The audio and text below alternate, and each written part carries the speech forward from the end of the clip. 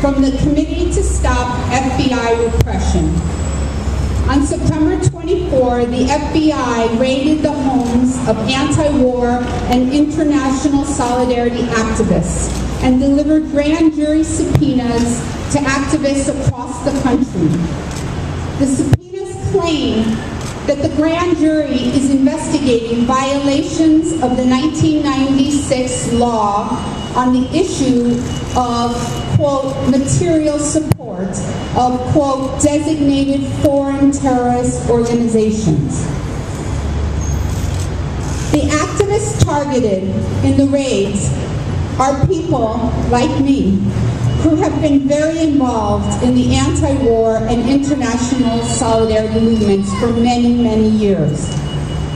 They all worked together to organize an anti-war protest attended by tens of thousands at the Republican National Convention in 2008, for example. Some of those targeted have traveled to other countries to understand our government's role in places like Palestine and Colombia. While there, they met with people to learn about their experience facing brutal repression from U.S.-sponsored regimes and brought their stories back to people in the U.S. Hearing about the reality of U.S. military aid is not a crime, and yet this appears to be the target of this investigation. The grand jury subpoenas are a part of the fishing expedition targeting these committed activists and organizers. The use of grand juries to conduct sweeping investigations dates back to the Nixon administration's attack on the social movements in the 1970s. The grand jury is neither fair nor even-handed, no matter who is in charge. A lot of this I didn't know even just a week ago, so let me go on to say a grand jury is a panel of jurors who hear evidence from a prosecutor and decide whether or not to charge someone with a crime.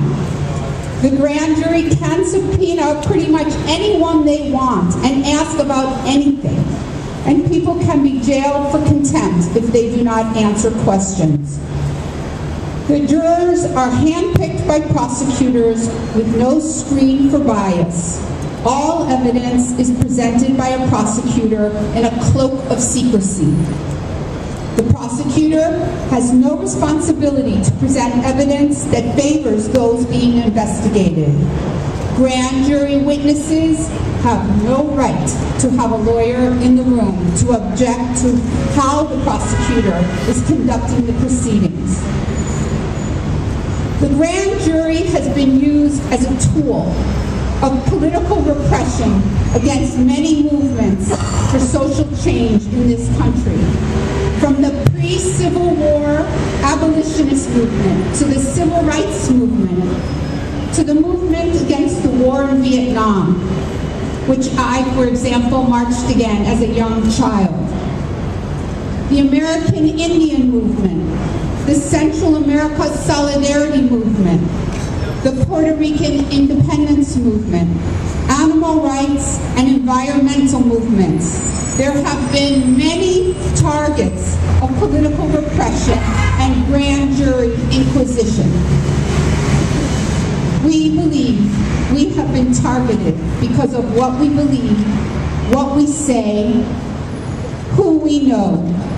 The grand jury process is an attempt to violate the inalienable rights under the Constitution and international law to freedom of political speech, association, and the right to advocate for change.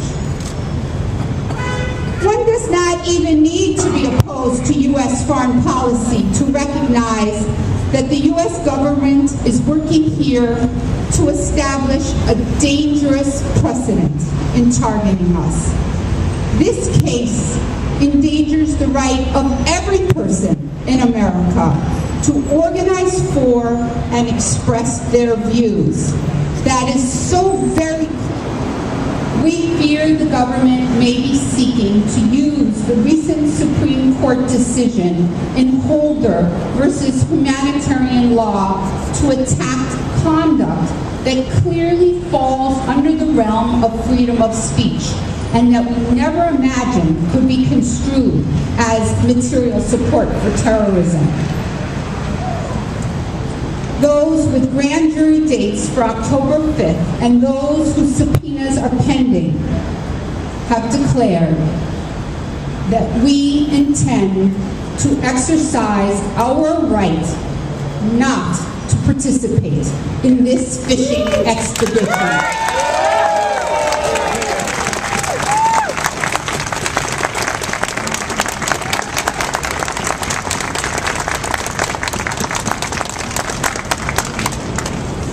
The next legal step is in the hands of the Department of Justice. They could cancel the grand jury.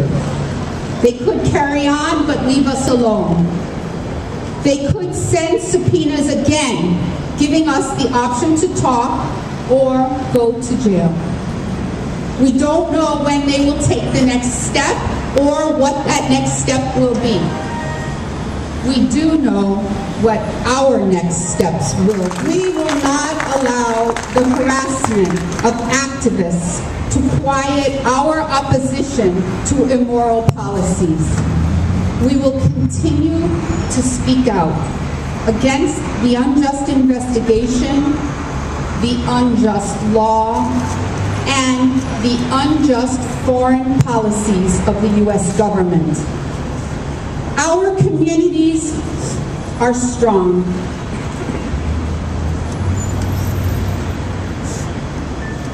Our communities are strong and are already showing amazing solidarity around the country.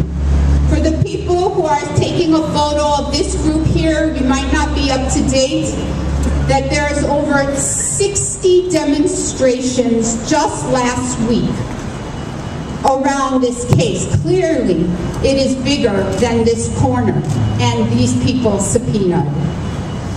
And the many, many statements of solidarity, and for example, the call-in day that happened yesterday.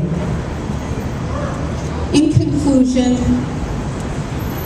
we will need that support to continue, all of us, to push back against this attack.